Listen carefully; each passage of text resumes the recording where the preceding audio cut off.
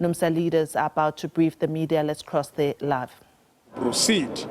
Numsa must comply with certain what he calls non-compliances with its constitution.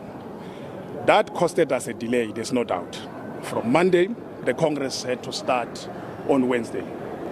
And after the Central Committee took place on Tuesday, we have taken effort to address all issues that the judgment raised, which interdicted our conferences. We have ensured that those comrades who approached the court claiming that they are being marginalized, there's no democracy, they are suspended because of the conference, are back in the conference. We're with them in the Central Committee. They were here, some of them yesterday at the beginning of the conference. You would have seen that. That was part of us addressing those non-compliances which we are appealing against.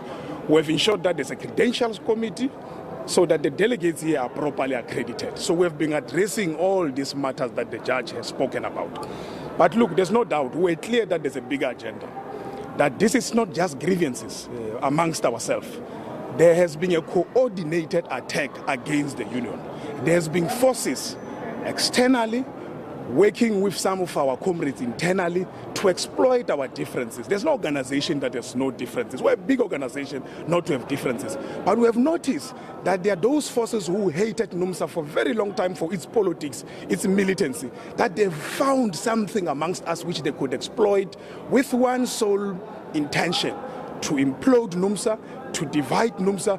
In fact, we now know that they have an agenda to use Numsa to form some form of a spaza shop union that we don't know what is it about. What we have seen yesterday, because we must clarify that yesterday, there's been some fracas, and there's been report that the province of Western Cape has left. Those delegates from the province here were less than 100. It's not the province of Western Cape that left. Those who are in the forefront of this agenda have actually been inciting members against this conference, because their intention has never been about addressing their issues in court. Their agenda was to collapse this conference, but not just collapse the Congress, is to collapse this Congress so that Numsa cannot comply with statutory.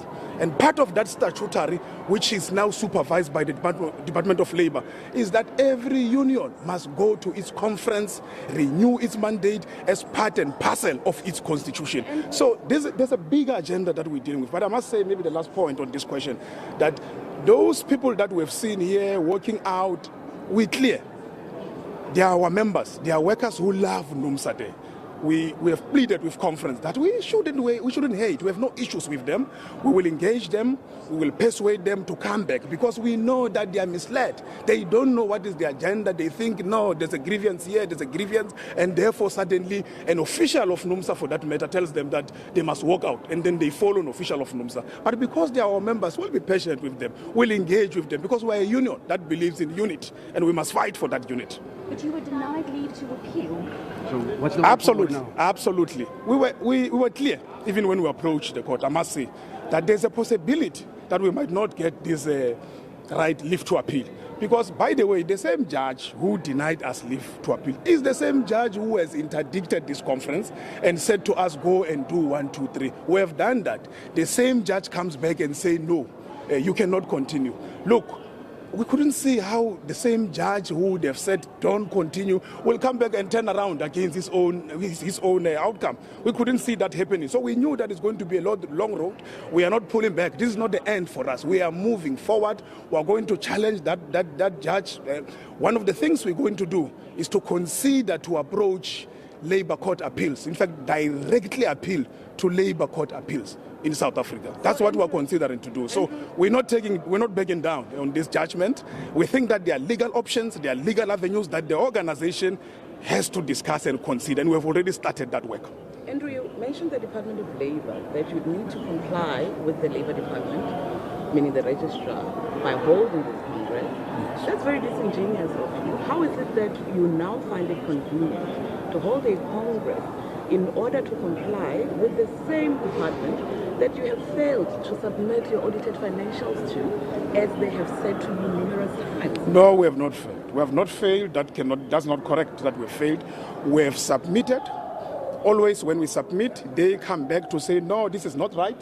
We don't agree with this. Go back, submit again, go and look at our file. We have records. We can share with you records of our submission, our interaction with the Department of Labour. For some reason, Department of Labour has been hostile to us since we were booted out of COSATU, I must say. For some reasons. For instance, we approached them for them to say we want to amend our constitution so that we can organize along the value chain and ensure that workers that historically didn't belong to Numsa, but they are within our value chain, we can organize them. You know what they did? They said, no, it's not going to happen. In fact, they started to point out faults in our own constitution. When we know very well that there are many COSATU unions that do not comply, do not even do what we are doing. We take pains, we hire auditors to audit our finances, to do the work so that when we finally submit, we submit a quality work because we account for every cent of workers. And we must. We believe in that. But we think that there's hostility. We think that there's hostility in the Department of Labour, but for obvious reasons, that the government public service has been politicized. Okay. We know it has been politicized. Is lying when he says Numsa has not submitted its audited financial statements as required by the LRA since 2018 to 2020. Right, interesting developments coming out of that Numsa Congress, and that was Andrew Chira, who is part of the elected officials of Numsa.